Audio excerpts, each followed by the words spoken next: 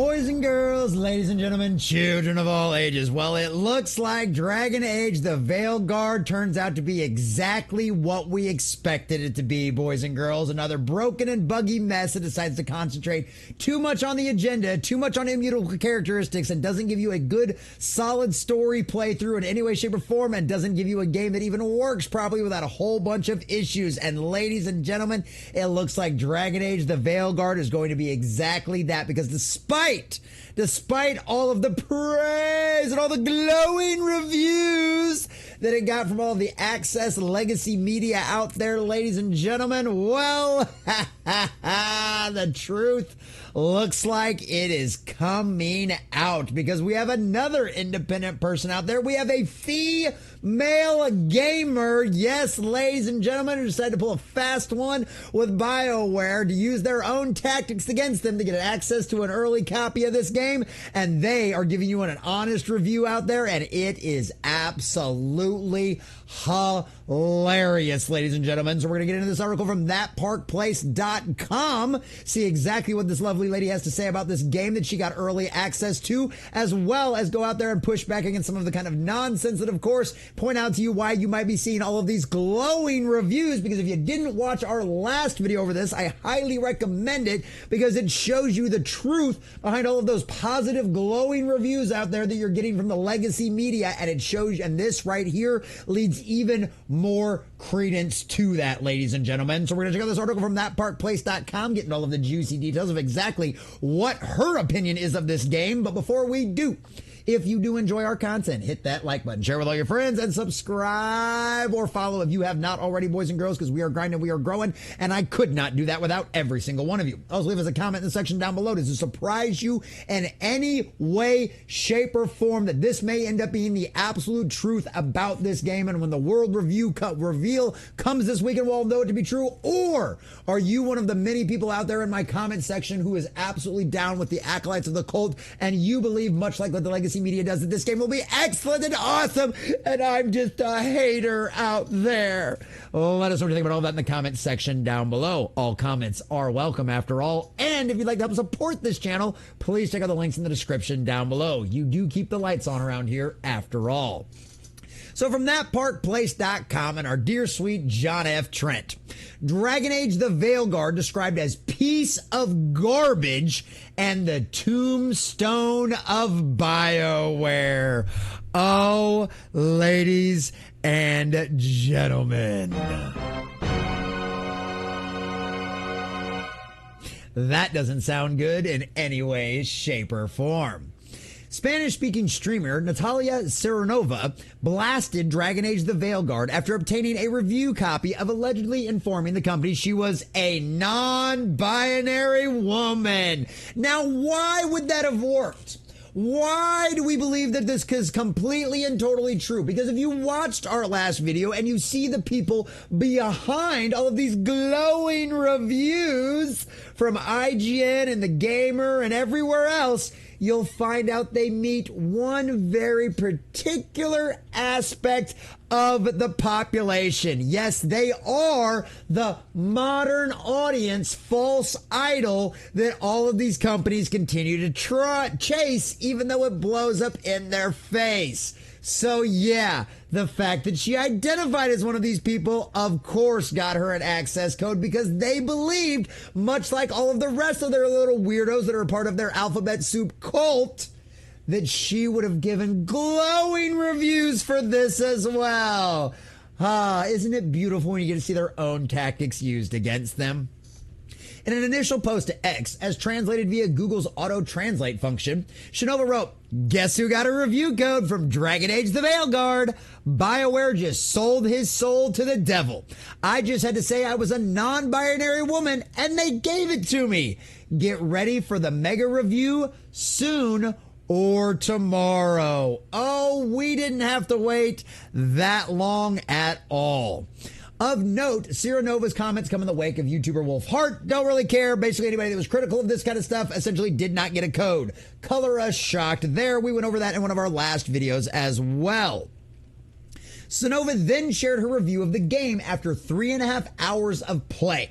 She wrote, "Terrible graphics, boring and monotonous combat, and they want to copy God of War, but in a bad way, which anybody out there that's ever played a God of War game, that is a complete and total hack and slash. That is not your traditional RPG like what you would think of when it comes to Dragon Age in any way, shape, or form. So yeah, probably not such a good thing.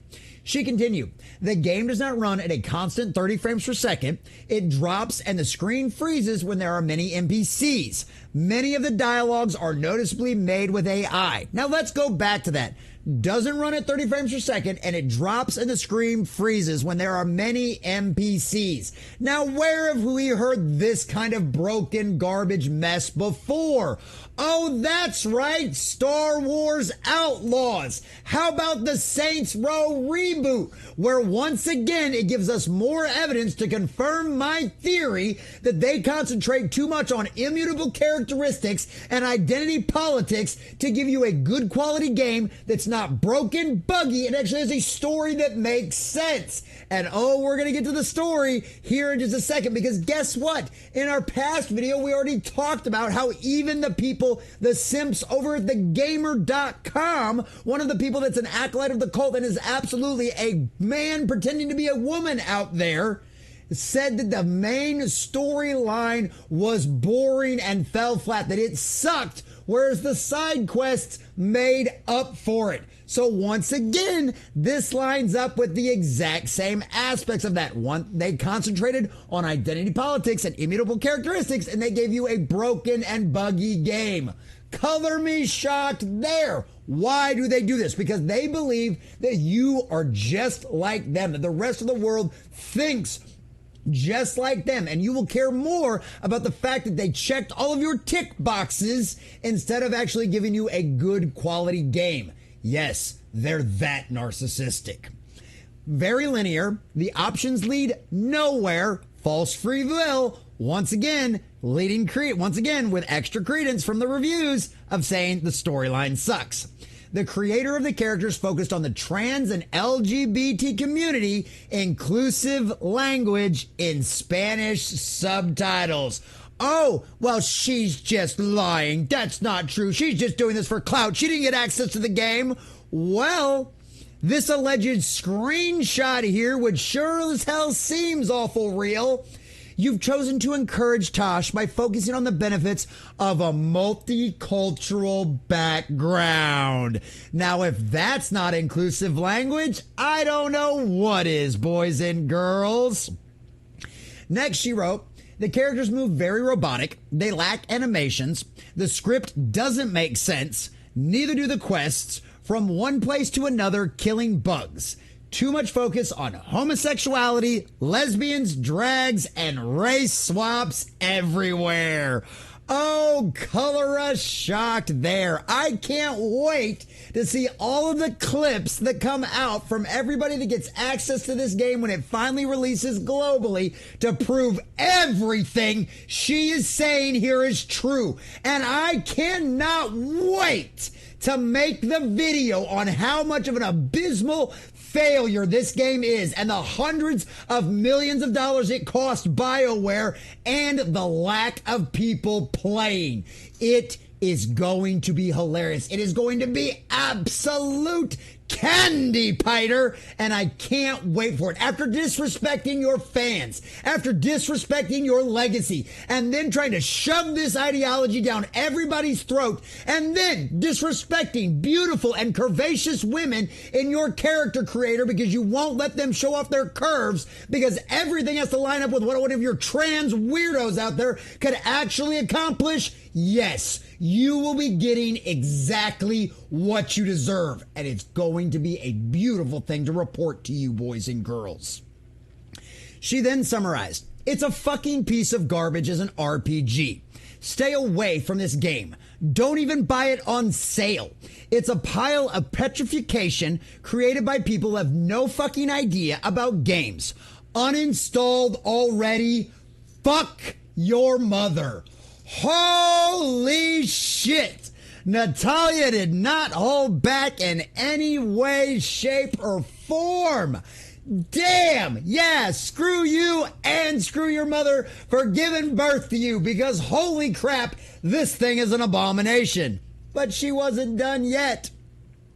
In a subsequent post, she wrote, "This game will be the tombstone of Bioware." Oh, and she is not the first person we have heard that comment on from before. There was a playtester who went through this game. We did a video over it not too long ago, who literally went through there, tested this game out, and flat out said that this game will end Bioware because of how much of a mess it is, and they refused, even though he's a longtime Dragon Age fan, refused to hear any of his criticisms. His own manager told him flat out, "We are not going to send this up," because they don't want to hear any kind of negativity whatsoever. This lines up right with the toxic positivity culture that we have heard about inside of Hollywood and the video game industry as well, where anybody inside of these companies can do no wrong as long as you line up with the exact same kind of ideology as everyone else. They don't chastise anybody. They don't criticize anybody. It's just all just, yay, yay, yay.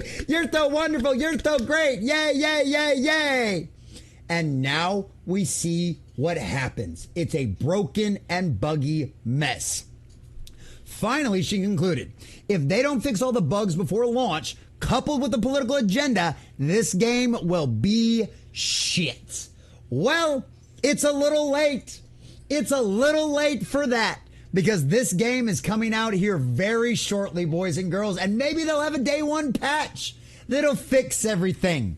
But at the end of the day, we have seen this kind of narcissism. We have seen this kind of arrogance in the video game industry before, and it always ends the same way. Star Wars Outlaws was told and over again by fans and even some of the actual critics who were willing to admit the reality of what that game was, that it needed to get pushed back, that it was a broken and buggy mess, and the graphics looked like garbage, and it was not going to sell.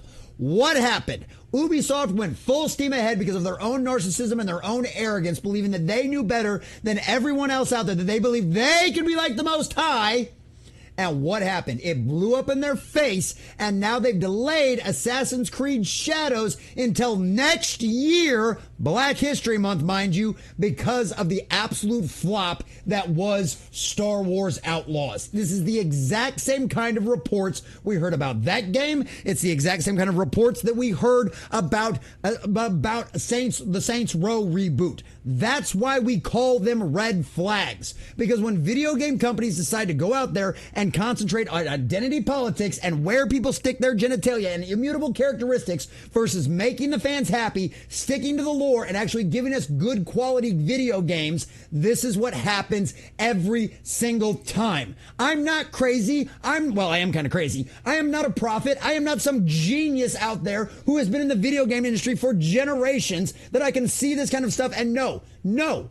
What do? We call them red flags for a reason, because time and time again throughout history, we have seen these exact same kind of agenda-driven nonsense, this exact same kind of arrogance, this exact same kind of narcissism surrounding a video game's release. They believe they are better, smarter, and faster than anyone else out there, and they sure as hell believe they know better than the fans out there. They think they are superior to every gamer out there, and you will accept their garbage because you are going to kneel down before Zod and believe absolutely everything they believe too, or you're just a bigot and a phobe, and history will prove them right. Well, guess what?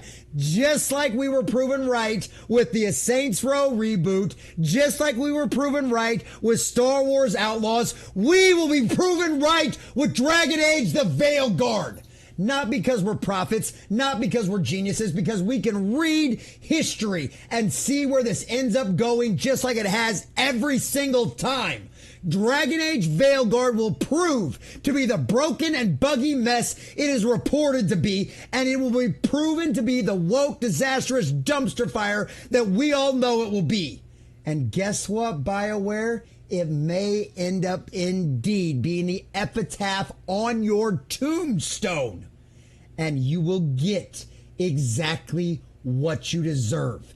You made this choice. You made to fall in line with the cult. And now you've done it to yourselves, and it couldn't happen to a better group of individuals who decide to crap all of their fans and disrespect the history and the lore of the games that came before. Dragon Age Veilguard will flop, and they will get exactly what they deserve. Mark my words.